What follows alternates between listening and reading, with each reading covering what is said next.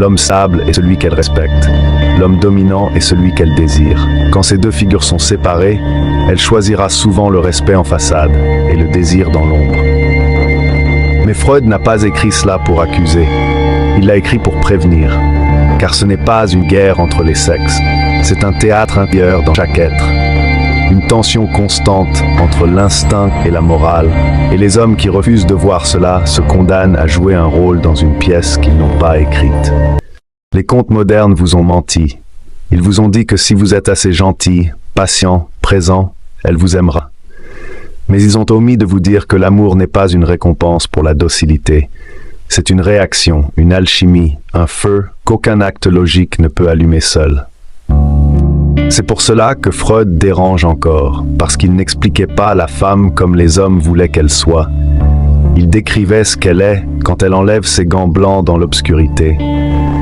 Et ce qu'il a vu, il l'a dit, l'amour n'est pas une caresse, c'est une lutte, une tension entre la soumission volontaire et le pouvoir magnétique, entre celui qu'elle veut et celui dont elle a besoin.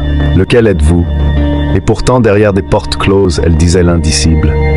Elle parlait de fantasmes qu'aucun mari n'aurait osé soupçonner, de désirs pour des hommes plus jeunes, plus brutaux, moins corrects, de rêves où elles perdaient le contrôle, où elles étaient prises, dominées, soumises. Pas par haine de leur mari, mais parce que la part d'elles qu'on leur avait appris à nier cherchait une issue, un exutoire, un espace pour exister. Freud ne les jugeait pas, il les écoutait. Et c'est ce qui a rendu son travail dangereux. Il a donné une voix à ce que la société refusait d'entendre. La complexité du désir féminin, sa brutalité parfois, sa beauté aussi, mais surtout sa nature fondamentalement ambivalente. Et ce n'est pas ce que l'on enseigne aux hommes aujourd'hui. Aujourd'hui, on vous dit, sois doux, sois stable, sois sûr, offre-lui tout. Et quand elle s'éloigne, on vous dit que c'est parce qu'elle a changé. Mais Freud vous aurait dit autre chose. Elle n'a pas changé. Elle est revenue à ce qu'elle est toujours restée au fond, un être de tension entre la lumière et l'ombre, comme vous. Sauf que vous avez été élevé pour croire que vous pouviez l'aimer assez fort pour calmer cette tempête. C'est faux. L'amour ne dompte pas la nature, il la rencontre, et si vous ne connaissez pas la vôtre, elle vous dévorera. Freud a été effacé parce que ses vérités n'étaient pas utiles au marché, pas exploitables par les publicités, pas bonnes pour vendre des comédies romantiques ou des comptes Instagram. Mais son avertissement est toujours là, dans les ruines de tant de relations modernes. Un homme qui aime une femme imaginaire est condamné à haïr la vraie. La solution n'est pas de devenir cynique, ce n'est pas de mépriser les femmes, c'est de les voir, réellement. De comprendre qu'elles aussi sont tiraillées entre l'instinct et l'image, entre le besoin de sécurité et le frisson du chaos. Et que si vous ne vous connaissez pas vous-même, si vous n'intégrez pas votre propre ombre, vous serez un pion dans leur théâtre intérieur.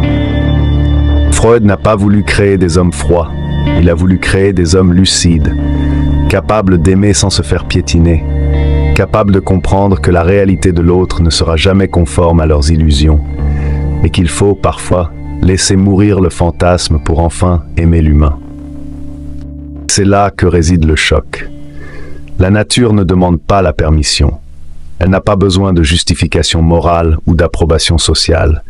Elle est brutale, parfois cruelle, toujours honnête. Ce que Freud avait compris, et ce que l'époque actuelle refuse encore de regarder en face, c'est que les instincts humains ne disparaissent pas simplement parce que la société les juge inacceptables. Ils se déplacent, ils changent de forme, ils trouvent d'autres sorties. Ce que les femmes de sa clinique refoulaient le jour, revenait la nuit dans leurs rêves. Ce qu'elle ne pouvait pas exprimer en tant qu'épouse modèle, elle l'exprimait entre les lignes, dans les silences, dans les regards, dans leurs fantasmes inavoués. Freud ne disait pas que toutes les femmes sont ainsi. Il disait que sous la surface polissée de toute psyché humaine, il y a un royaume sauvage. Et si un homme refuse de reconnaître ce royaume chez l'autre, il sera toujours pris par surprise quand il se réveille.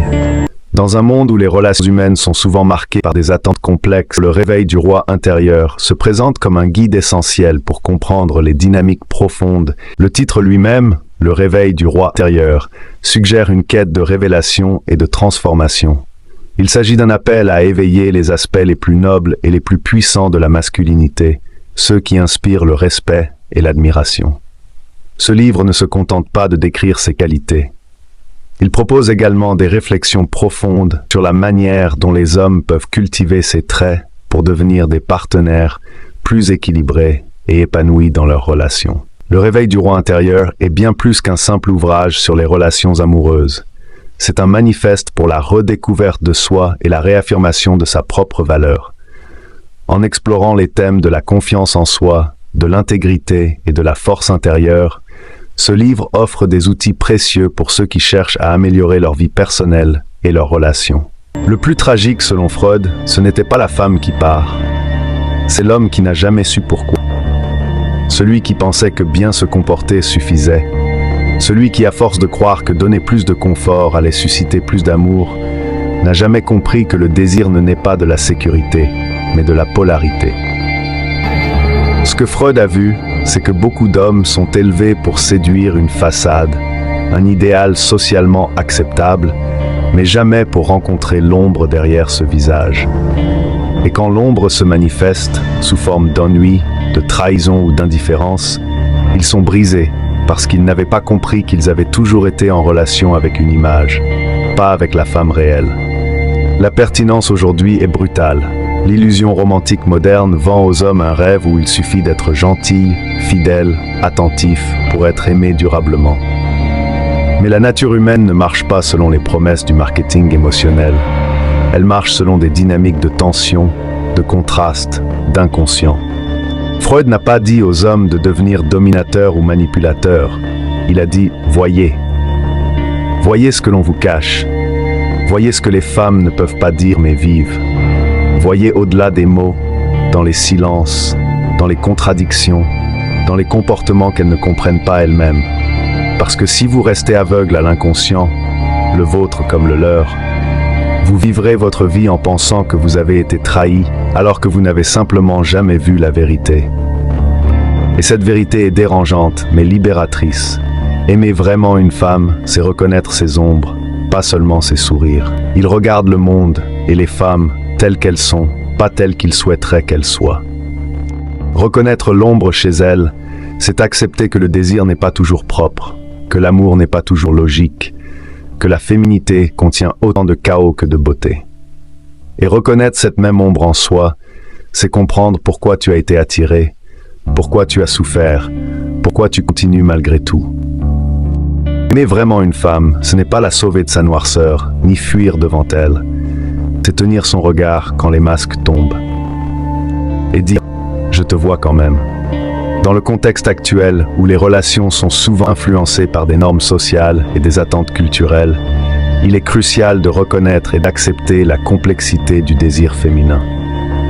Cela implique une écoute attentive, une ouverture d'esprit et une volonté de comprendre l'autre dans sa totalité, au-delà des apparences. Ainsi, aimer véritablement une femme, c'est embrasser ses ombres autant que sa lumière, reconnaître ses désirs profonds et être prêt à naviguer avec elle dans les eaux parfois tumultueuses de l'inconscient. C'est dans cette acceptation de la complexité que réside la véritable intimité et la connexion authentique. Dans le théâtre silencieux de l'inconscient, les masques tombent, révélant des vérités que la société préfère ignorer. Freud, en explorant les confessions de ses patientes viennoises, a mis en lumière une réalité dérangeante. Le désir féminin, souvent dissimulé derrière des conventions sociales, est bien plus complexe et profond que ce que la surface laisse paraître. Les femmes, dans l'intimité de la consultation, exprimaient des désirs de domination, non pas dans le sens d'une soumission passive, mais comme une quête de libération à travers une relation où elles pouvaient se sentir pleinement vivantes. Cette dynamique, loin des clichés romantiques, révèle une tension entre le besoin de sécurité et le désir d'intensité. Freud avertissait que l'homme qui ne voit que le masque risque d'être aveuglé par ses propres projections. En idéalisant la femme comme une figure pure et angélique, il ignore les pulsions qui l'animent réellement. Cette méconnaissance peut conduire à des désillusions, voire à des ruptures, lorsque la réalité ne correspond pas à l'image idéalisée. L'homme stable, loyal et prévisible, celui qu'on a élevé pour être le bon gars, découvre trop souvent que ce rôle ne le protège pas. Il se retrouve remplacé non par un homme plus riche ou plus gentil, mais par un homme qui incarne une énergie brute, une présence qui réveille quelque chose de profond et d'inavoué chez elle. Ce n'est pas une question de morale ou de mérite, mais de dynamique inconsciente. Freud, dans ses travaux sur l'inconscient et les pulsions humaines, a mis en lumière les désirs refoulés et les contradictions internes qui animent les individus. Il a souligné que les comportements apparents peuvent masquer des motivations inconscientes puissantes. Ainsi, ce que l'on croit être une relation stable peut être ébranlé par des forces psychiques sous-jacentes. Ce n'est pas que l'homme stable est échoué, c'est qu'il n'a pas compris la nature du jeu. Il a cru que la sécurité suffisait, que la prévisibilité était la clé. Mais en réalité, la dynamique du désir humain est complexe, souvent irrationnelle et influencée par des facteurs inconscients. Les relations humaines ne sont pas toujours gouvernées par la logique ou la stabilité, mais par des pulsions profondes et parfois contradictoires. Pour naviguer dans ces eaux troubles, il est essentiel de développer une conscience de soi, de comprendre ses propres désirs et limites, et de reconnaître que l'autre est également mu par des forces internes parfois inconscientes. La communication ouverte, l'écoute active et la volonté de comprendre l'autre dans sa complexité peuvent aider à construire des relations plus authentiques et résilientes. En fin de compte, il ne s'agit pas de devenir quelqu'un d'autre, mais de mieux se connaître et de reconnaître les dynamiques profondes qui influencent nos relations. C'est en embrassant cette complexité que l'on peut espérer construire des liens plus solides et significatifs. Votre analyse approfondie des dynamiques inconscientes du désir féminin, inspirée des théories freudiennes, met en lumière des tensions fondamentales entre les attentes sociales et les pulsions profondes. Freud, dans ses travaux, a souvent souligné la complexité de la sexualité féminine, la qualifiant de continent noir en raison de son caractère énigmatique et difficile à cerner. Il est essentiel de reconnaître que selon la psychanalyse, les désirs inconscients peuvent différer considérablement des aspirations conscientes.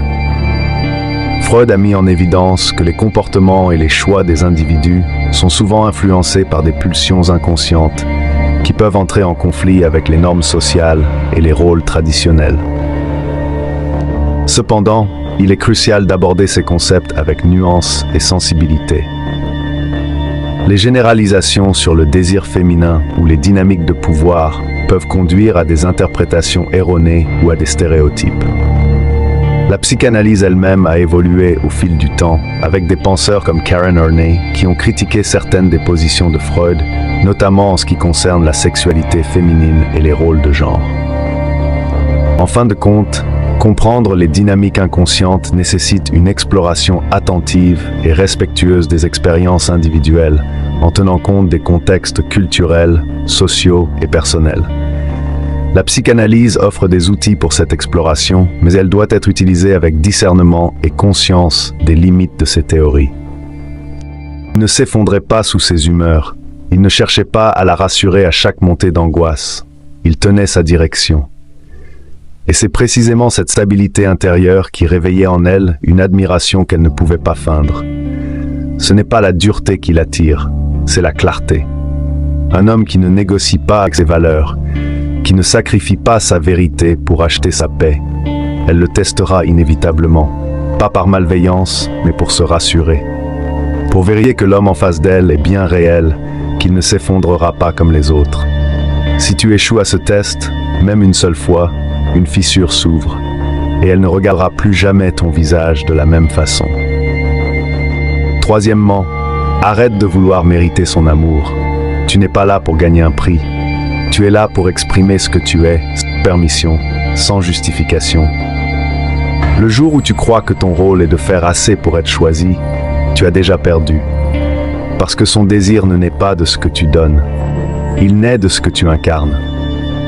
Tu peux lui offrir le monde, mais si elle ne te perçoit pas comme un homme qu'elle peut admirer dans le silence, ton don deviendra un fardeau. C'est ta présence qui déclenche sa réponse, pas ton sacrifice. Et c'est là le cœur de tout ça. L'homme qui comprend les vérités que Freud avait effleurées, celles que la société continue de maquiller, ne devient pas un prédateur. Il devient lucide,